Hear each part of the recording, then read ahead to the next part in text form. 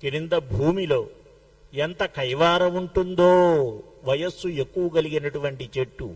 అందుకనే మనం వృక్షాన్ని ఎప్పుడు కూడా ఛేదనం చేయకూడదు అంటారండి. ఎందుకంటే వంశవృక్షం ఎదగదు అని. ఎందుకు? వృక్షో రక్షతి రక్షిత. ఎవరైతే వృక్షాన్ని రక్షిస్తున్నారో వాళ్ళు రక్షింపబడతారు.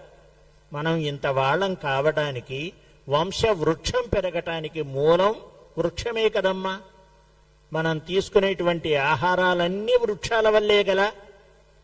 బియ్యం ఎక్కడి నుంచి వస్తున్నాయి? వృక్షాల వల్లే.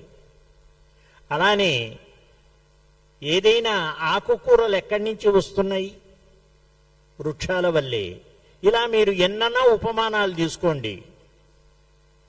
అన్ని వృక్ష సంపద బాగుంటేనే ఈనాడు మనందరికీ కూడా బలం, రోగ నిరోధక శక్తి, తగినంత ఐశ్వర్యం. ఐశ్వర్యం అంటే ఒక్కటేనమ్మా,